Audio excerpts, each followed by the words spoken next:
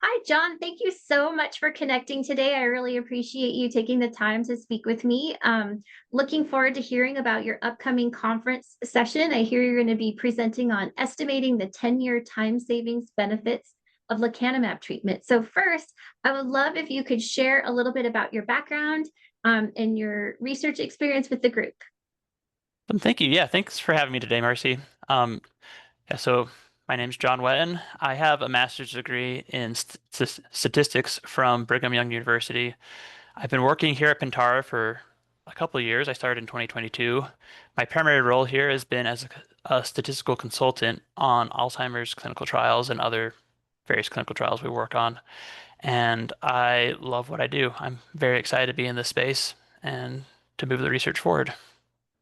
Awesome. Well, I appreciate you being a part of this and thank you for doing the important research that you do. This is such a big and critical field. So first question that I have for you is how can the clinical lessons from research be clearly extended to the payers and the policymakers to demonstrate the long-term value in approving these longer prescriptions for disease modifying therapies? I know, when you think about prescriptions, that short-term prescription everybody can wrap their brain around, but what does it look like when we're talking about taking a medication for 6 months, a year, even up to 2 years? Be focusing on doing everything in our power to give patients as much of an extend on their life as possible. These people want precious time with their family members, and each year of life that we can help extend to them is giving them more time where they can be with their grandchildren, they can be with their spouses. Um, and so I think we should be focusing on providing as much easy access to testing that can catch Alzheimer's disease in the early stages and increase access to the most effective treatments that are on the market right now. Make those the first thing that we suggest to people when they find out that they might have Alzheimer's disease.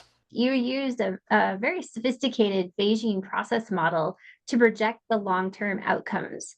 Can you briefly explain why that sophisticated type of modeling is critical for accurately projecting the 10-year effects of Alzheimer's drugs rather than simply extrapolating from a limited like 18-month or 48-month trial endpoint?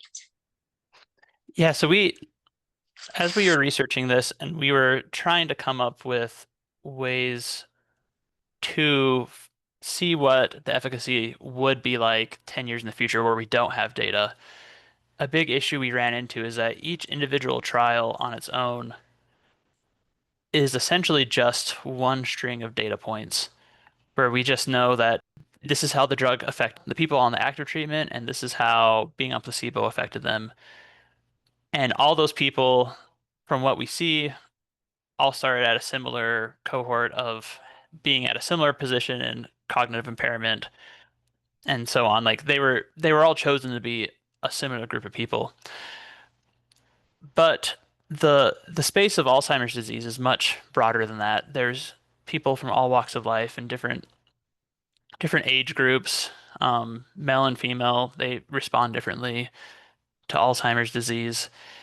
And so the intuition behind our approach was to take all of the studies that we could find on monoclonal antibody treatments, since they have similar ways they affect the brain and how they work.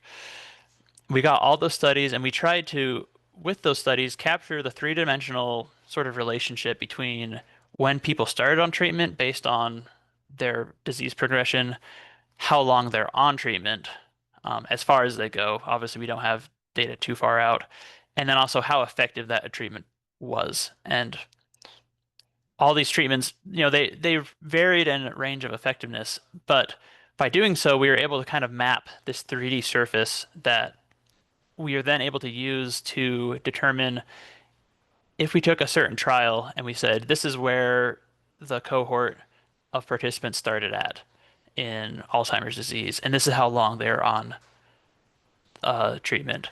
Then using the surface, we can then find how effective the drug would be based on all these different drugs, all looked at together. And one reason for that, why we include so many different ones instead of just looking at one drug, is that we were able to stabilize our model by including all these different trial results. So we were able to match our results to one specific treatment, but then our results were also stabilized by just having a plethora of data points that we could rely on to make our estimates more robust.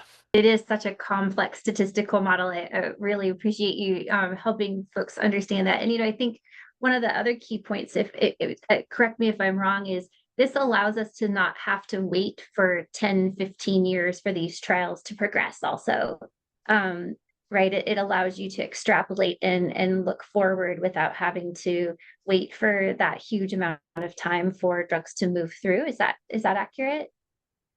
Yeah, well, so one thing in statistics is that we never want to fully trust an extrapolation. However, forecasting like this it can always give us a good idea of what might happen. And what we see from these forecasts is that treatments are effective through that time period. So yeah, once again, we can't fully trust an extrapolation, but this is the best we can do with this. And hopefully there is trials in the future that do go longer and longer terms, and then we can validate those against our model and see how our predictions have gone. It's really cool that you guys are able to do this, this deep modeling and really pull in this data. Given the strong evidence for continued treatment benefit, what is the most important policy or clinical shift that needs to happen to ensure patients can access and stay on effective therapies for the long term? I think the FDA approved monoclonal antibody treatments that are out there, they need to be made more accessible and more affordable for the general public. Medical professionals need to be more well informed of the benefits of these treatments, that they do work and that they can give long-lasting effects to their patients. And so that way, when they have a patient who's showing the early signs of Alzheimer's disease, they know that they have something they can prescribe them that will help them in the long term. One more question for you, John. So, can you tell the folks a little bit about the name and the date of the conference and what day you're going to be presenting and how they can reach out to you ahead of time if they have questions or if they just want to set up time to connect with you at the conference in December? Yeah, so this conference it's the Clinical Trials in Alzheimer's Disease Conference, or CTAD for short.